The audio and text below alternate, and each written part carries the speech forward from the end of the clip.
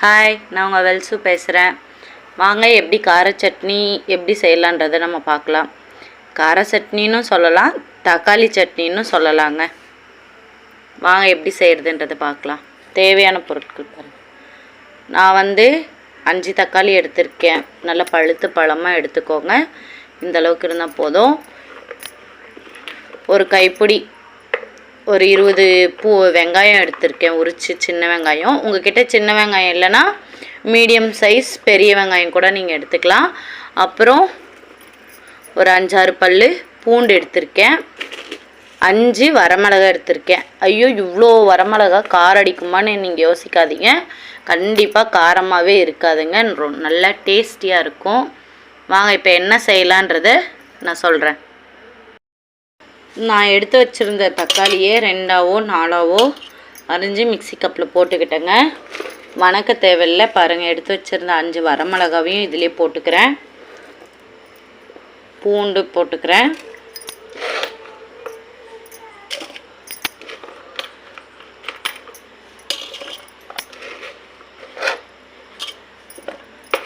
வெங்காயமும் போட்டாச்சுங்க.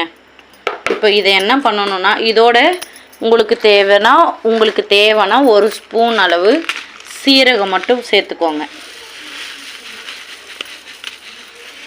சீரகம் போட்டிங்கனாலும் நல்லாயிருக்கும். இப்போ இதில் தண்ணி ஊற்றாமல் நல்லா பேஸ்ட் மாதிரி அரைச்சிட்டு வந்துடணுங்க. இந்த அளவுக்கு பேஸ்ட் மாதிரி திக் பேஸ்ட்டாக அரைச்சி எடுத்துக்கணுங்க. வாங்க எப்படி செய்யலான்றதை நான் பார்க்கலாம். எண்ணெய் ஊற்றிக்கணுங்க. எண்ணெய் ஊற்றிட்டு கடுகு போடணுங்க.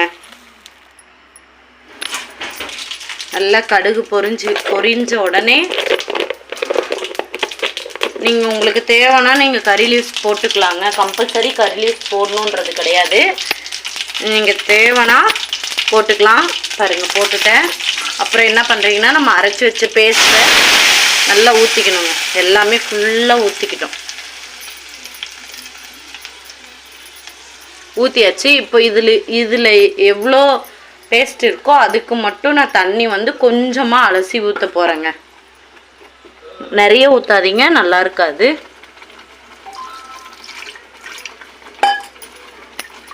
பாருங்கள், இந்த அளவுக்கு இப்படி அலசி ஊற்றிக்கினா மட்டும் போதுங்க.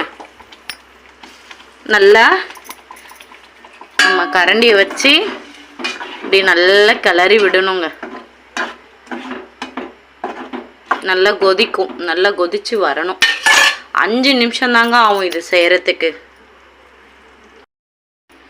நல்லா கிளறி விட்டு நல்லா கொதிக்கணுங்க. அந்த பச்சையாக நம்ம அரைச்சோம் இல்லையா, அந்த பச்சை வாசனை போகிற அளவுக்கு நல்லா கொதிக்கணும். உங்களுக்கு தேவையான அளவு நீங்கள் உப்பு சேர்த்துக்கோங்க. ஒரு சிலர் காரம் ஜாஸ்தி சாப்பிடுவீங்க. அப்படின்னும் போது மிளகா சேர்த்து போட்டுக்கலாம். அப்படி இல்லை எனக்கு காரம் பத்தலை அப்படின்றவங்க மிளகாத்தூள் கூட போட்டுக்கலாங்க. எனக்கு தேவையான அளவு நான் இப்போ உப்பு போடுறேன். உங்களுக்கு எவ்வளோ உப்பு தேவையோ அவ்வளோ உப்பு நீங்கள் போட்டுக்கோங்க. நல்லா பாருங்கள், கொதிக்குது. நல்லா கொதிக்கணும். பச்சை ஸ்மெல் போகும். ஒரு மாதிரி நல்லா வாசனை வருங்க இந்த சட்னி. குழந்தைங்க, என் பசங்க இந்த சட்னியை ரொம்ப நல்லா விரும்பி சாப்பிடுவாங்க. நீங்களும் செய்யுங்க. நல்லா உங்கள் பிள்ளைங்க உங்கள் ஹஸ்பண்ட் எல்லாம் நல்லா விரும்பி சாப்பிடுவாங்க. கேட்டு வாங்கி சாப்பிடுவாங்க. பேர் தாங்க கார சட்னிங்க, ஆனால் கொஞ்சம் கூட காரமே இருக்காதுங்க. பாருங்க, நல்லா கொதிச்சு மேலே பாருங்கள் எண்ணெய் வருது. உங்களுக்கு பச்சை வாசனை போயிட்டு கொஞ்சம் இந்த அளவுக்கு தண்ணி மாதிரி வேணும் அப்படின்னாலுமே நீங்கள் ஆஃப் பண்ணிடலாம். இன்னும் கொஞ்சம் திக்காக வேணும் அப்படின்னா நீங்கள் திக்காகிற வரைக்கும் வெயிட் பண்ணலாங்க.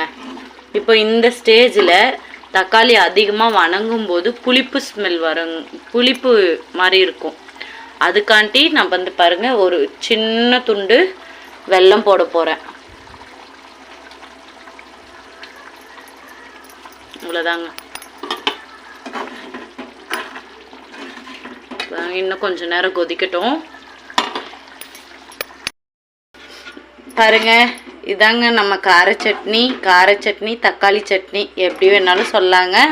இந்த சட்னி சாதத்துக்கு, சப்பாத்திக்கு, இட்லிக்கு, தோசைக்கு இதுக்கு எல்லாத்துக்கும் அவ்வளோ டேஸ்ட்டாக சூப்பராக இருக்கும். நீங்கள் 5 நிமிஷத்தில் ஈஸியாக செஞ்சிடலாங்க.